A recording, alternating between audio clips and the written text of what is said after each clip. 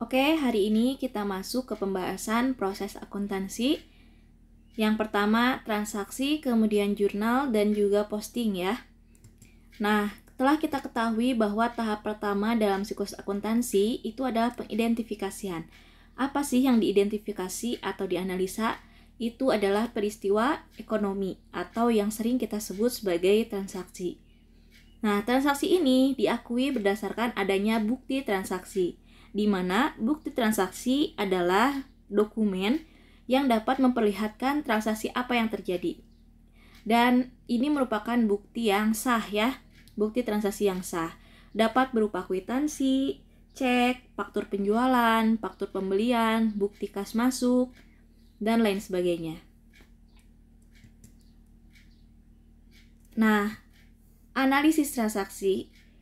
Bagaimana mencatat transaksi dalam suatu sistem akuntansi yang formal? Data yang diperlukan dikumpulkan dalam sejumlah alat pencatatan yang disebut dengan account, ya, atau akun. Nah, akun ini adalah suatu alat untuk mencatat transaksi-transaksi keuangan yang bersangkutan dengan aset, liabilitas, ekuitas, penghasilan, dan beban. Jadi, transaksi-transaksi tadi kita kelompokkan, kita masukkan ke nama-nama akun tersebut. Untuk apa? Untuk memudahkan ya, gitu. Karena kan kebayang ya kalau misalnya transaksi-transaksi itu kemudian begitu banyak, namun ada transaksi-transaksi yang sama diulang. Kalau misalnya tidak memiliki nama akun, nanti akan repot gitu. Makanya dalam akuntansi ada yang dinamakan akun. Nah, akun ini ada akun real dan akun nominal. Ini sebetulnya sudah pernah kita bahas di pertemuan sebelumnya ya. Akun real ini berupa akun aset, akun utang, dan akun ekuitas. Kemudian nominal, pendapatan, dan beban. Nah, akun ini sebetulnya muncul di buku besar ya. Setiap transaksi dipisahkan, digolongkan itu per akunnya, dia ada di ledger atau buku besar. Namun, ada beberapa hal yang harus kita perhatikan. Pencatatan transaksi secara langsung ke rekening buku besar tidak dibenarkan oleh siklus akuntansi. Kenapa? Karena yang pertama, pencatatan transaksi secara langsung ke buku besar akan mengaburkan gambaran pengaruh suatu transaksi terhadap rekening-rekening. Jadi nanti tidak akan kelihatan ya dua transaksi yang atau dua rekening maksudnya ya, dua rekening yang saling berpengaruh, yang saling terhubung itu nggak akan kelihatan kalau kita langsung membuat buku besar. Nah, kemudian pencatatan transaksi secara urut waktu atau kronologis di dalam rekening buku besar tidak dirancang ya. Jadi nggak akan terlihat gitu mana sih yang lebih dulu, mana yang baru kemarin misalnya transaksinya. Sebetulnya bisa saja terlihat, namun itu akan memakan waktu untuk mencarinya gitu karena dia sudah dibuat per akun ya. Nah, kemudian pencatatan transaksi juga banyak, maka bisa menimbulkan banyak kesalahan. Apa saja yang bisa terjadi jika kita langsung melakukan pencatatan atau penggolongan ke buku besar, tidak melewati jurnal dulu gitu ya. Nah, ini akan terjadinya lupa melakukan pendebitan dan pengkreditan, juga mendebit dan mengkredit di rekening yang tidak sesuai, ada kelebihan dan kekurangan pencatatan transaksi, dan ada kesalahan pencatatan ya. Maka bagaimana solusinya? Nah, kita tidak langsung mencatat ke buku besar meskipun dalam akuntansi ya kita udah punya nama akun tadi ya. Ketika ada transaksinya uang tunai berarti kaitannya dengan kas gitu. Namun ya tidak serta-merta seperti itu karena pencatatan langsung ke buku besar tadi tidak dibenarkan karena ada alasan-alasan yang memang berpengaruh gitu. Solusinya adalah kita harus mencatatnya dulu ke dalam jurnal ya. Jurnal ini ada jurnal umum dan ada jurnal khusus. Jurnal umum seperti nanti yang akan saya contohkan.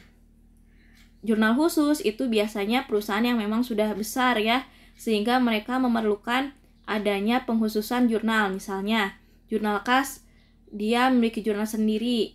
Jurnal penerimaannya dan jurnal pengeluarannya itu dipisah misalnya. Nah, sedangkan di jurnal umum itu semua disatukan dengan akun-akun lain. Bentuk jurnal adalah seperti ini ya, ada tanggal transaksi, nama rekening dan keterangannya, kemudian nomor rekening. Ini nanti diisi ketika kita sudah memasukkan ini, yang dari jurnal ini kita input ke buku besar. Nah, ketika kita sudah memasukkan ke buku besar, kita tandai dengan mengisi nomor rekening, supaya itu sebagai tanda bahwa transaksi yang ini sudah kita masukkan ke buku besar ya. Ini kalau kita lakukan pencatatan secara manual. Beda lagi kalau kita sudah memakai aplikasi atau komputerisasi ya. Nah, ada ketentuan-ketentuan terkait debit dan kredit. Jadi, aset ini saldo normalnya dia itu di debit. Ketika aset bertambah, maka dia kita simpan di debit. Ketika aset berkurang, contohnya kas ya, uang tunai, kita bayarkan, berarti kan berkurang. Nah, kita simpan di kredit. Kemudian liabilities atau kewajiban dan modal, ini lawannya dari aset. Ketika bertambah, dia di kredit. Ketika misalnya utangnya sudah dilunasi, maka dia disimpan di debit. Modal juga sama. Pendapatan juga sama ya. Nah, beban dan thrive ini sama perlakuannya seperti aset. Ketika bertambah di debit dan ketika berkurang dia di kredit. Nah, ini untuk posting. Posting merupakan proses memindahkan ayat-ayat jurnal yang telah dibuat dalam buku jurnal ke buku besar. Jadi tadi sudah diulas ya, bahwa kita itu mencatat ke buku besar gunanya untuk memudahkan supaya karena sudah ada nama-nama akun ya. Jadi dari transaksi itu kita klasifikasikan mana yang masuk akun kas, mana yang masuk akun piutang gitu ya. Nah, itu masuknya di buku besar. Namun sebelum masuk ke buku besar, kita harus mencatat ke jurnal. Ini untuk kode rekening ya. Biasanya dalam perusahaan itu angka pertama itu kelompok akun. Kedua, subklasifikasi akun, misalnya kelompok akun ini dia termasuk aset. Kemudian subklasifikasi akunnya aset lancar. Nama akunnya misalnya kas gitu ya. Jadi 111 misalnya gitu. Ketika untuk piutang karena masih aset, kemudian masih aset lancar, maka piutang nomor 2. Seperti itu ya. Contohnya. Nah, ini bentuk-bentuk akun atau buku besar tadi ya. Ada yang bentuk T, sisi debit dan sisi kredit, sangat simple. Kemudian juga ada yang pakai 2 kolom. Di sini kalau misalnya transaksinya debit dan kemudian jika transaksinya kredit. Kemudian 4 kolom seperti ini, ada saldonya ya. Gitu. Kemudian juga ada yang 6 kolom. Kalau 6 kolom hampir sama juga. Nah, ini untuk tambahannya. Kita langsung ke contoh kasus supaya makin terbayang ya. Pada tanggal 1 April 2018, Tuan Dani bermaksud untuk memperbesar usahanya dalam bentuk suatu perusahaan percetakan yang akan ditanganinya secara sungguh-sungguh. Perusahaan tersebut bernama Smart Print. Nah, Tuan Dani menginvestasikan untuk usahanya ini berupa uang tunai, piutang, perlengkapan, dan mesin. Adapun transaksi yang terjadi selama bulan April ini ya. Nah, kita langsung masukkan saja ke jurnal. Saya bahas satu-satu ya. Nah, ini kan ada rincian transaksinya. Tanggal 2. Sebelum kita menjurnal yang tanggal 2 ini, jangan lupa kita menjurnal dulu yang modal ini ya. Maka apa saja modal yang diinvestasikan oleh Tuan Dani?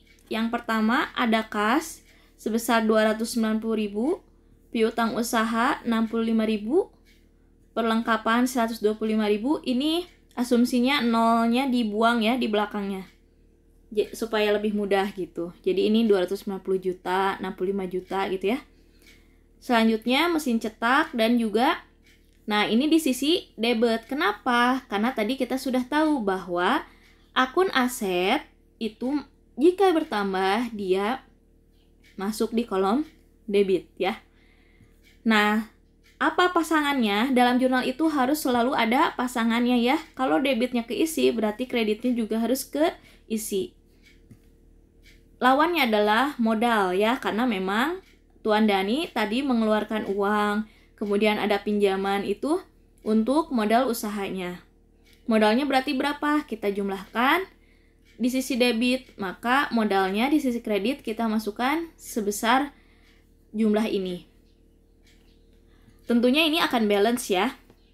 Kemudian nomor 2. Tanggal 2 dibayar kontrak gedung 60.000 untuk 3 bulan. Dalam pembayaran ini, hanya sebagian saja yang digunakan untuk bulan April. Oleh karena itu, yang didebet adalah rekening sewa dibayar di muka. Nah, di sini dia ada keterangan bahwa akun yang masuk adalah sewa dibayar di muka, bukan beban sewa gitu ya. Kenapa? Karena kontrak gedungnya itu dia untuk 3 bulan dan perusahaan ingin menganggapnya sebagai sewa dibayar di muka. Apa sih sewa dibayar di muka? Jadi dia itu beban yang belum sepenuhnya diterima manfaatnya. Ini kan kita untuk 3 bulan, yang kepakai untuk baru April saja kan, makanya kita pakai akun sewa dibayar di muka, belum menjadi beban sewa sebesar 60.000 ini belum gitu ya. Kita masukkan berarti sewa dibayar di muka ini masuk ke aset lancar, maka dia bertambah di debit. Kemudian kas ini bertambah di kredit ya. Maksudnya kas berkurang itu di kredit. Kenapa kas berkurang? Ya kita bayar sewa buat dengan apa bayarnya? Kalau nggak utang dengan kas kan. Nah, maka kita pakai kas, akun kas itu di kredit sebesar 60.000. Selanjutnya dibeli mesin cetak baru secara kredit dari PT Merpati seharga 1.800.000. Nah, kita beli mesin cetak barunya artinya apa? Utang. Maka apa yang akan muncul? Mesin cetak ini apa? Dia sebagai mesin cetak sebagai aset ya. Aset lancar. Maaf, aset tetap. Kemudian secara kredit berarti akan muncul utang.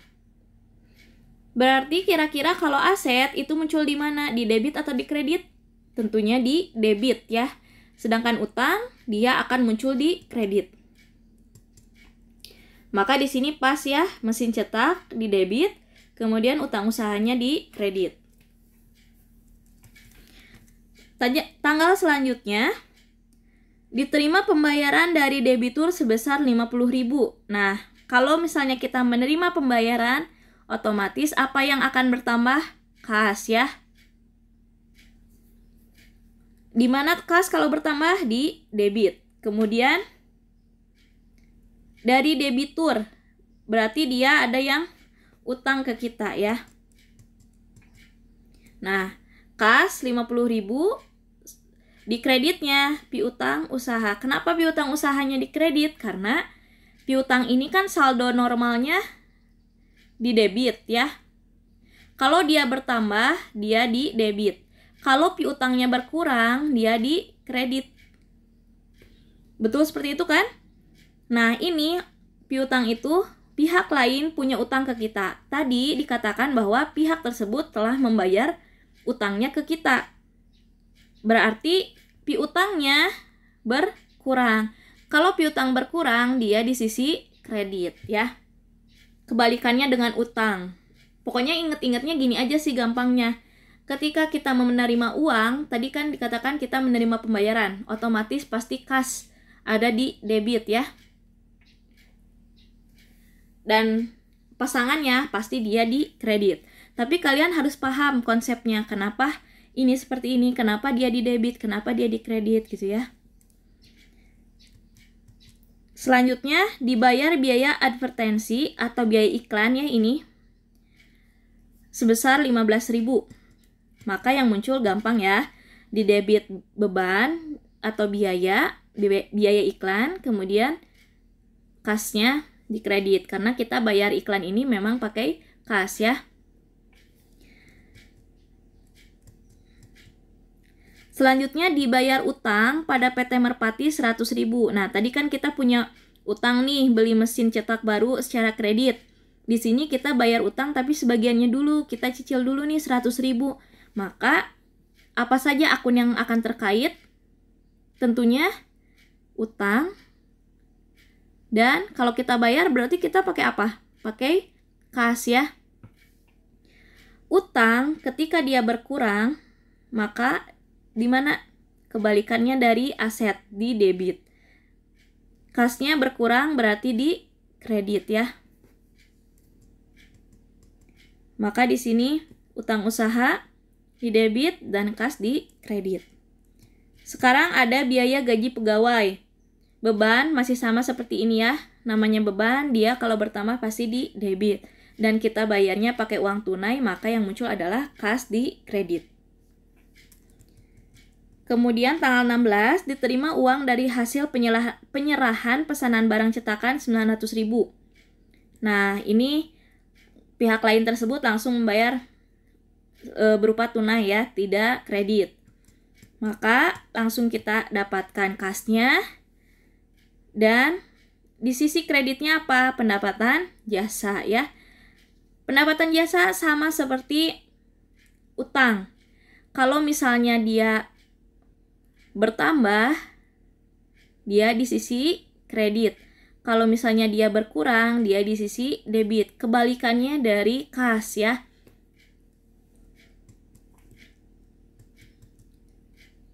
Tanggal 20 dibeli perlengkapan untuk kebutuhan percetakan seharga 350.000 secara tunai. Kita analisa apa saja akun yang akan terkait, tentunya perlengkapan. Kemudian apalagi? Kas ya. Karena dibayar secara tunai. Perlengkapan bertambah, kas berkurang. Perlengkapan bertambah di mana? Dia masih masuk aset, berarti di debit. Kas berkurang di mana? Di kredit. Seperti itu ya. Kemudian dibayar gaji pegawai selama 2 minggu. Berarti biaya gaji terhadap kas ya. Kemudian dibayar biaya telepon. Maka muncul beban telepon terhadap kas ya. Gampang ya kalau beban, intinya dia pasti bertambah di debit. Kecuali nanti ada sewa dibayar di muka, beban dibayar di muka, itu kaitannya dengan jurnal penyesuaian. Tapi sekarang kita masih di jurnal umum.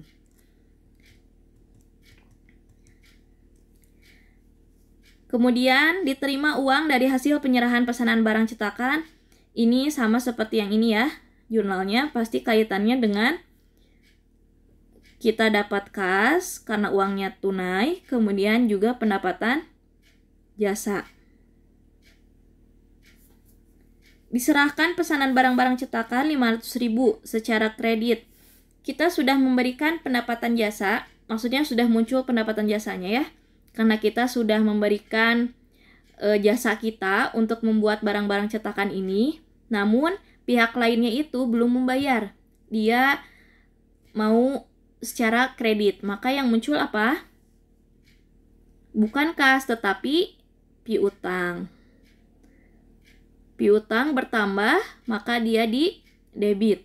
Selanjutnya yang berkurang apa? Atau yang bertambah juga itu apa? Pendapatan jasa ya.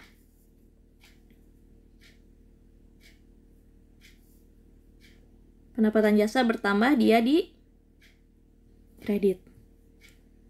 Dibayar rekening listrik bulan April, berarti beban listrik terhadap kas. Beban listrik di debit, kemudian kasnya di kredit ya. Irfan mengambil uang, maaf maksudnya ini Dani ya. Mengambil uang dari perusahaan sebanyak 50.000 untuk keperluan pribadi. Maka yang muncul adalah akun drawing ya atau prive dan kas. Ini ya teman-teman. Mudah-mudahan apa yang saya jelaskan cukup kebayang ya buat teman-teman, lebih supaya kalian lebih memahami bagaimana prinsip pengerjaan jurnal ini, pencatatan jurnal ini. Coba kalian kerjakan juga di rumah, dan saya akan beri latihannya mungkin ya. Kalian pokoknya ingat saja prinsip dari debit dan kredit ini, serta akun-akun yang terkaitnya gitu ya. Mungkin sekian dulu yang dapat saya sampaikan. Mudah-mudahan bisa mengambil manfaatnya. Terima kasih banyak atas perhatiannya.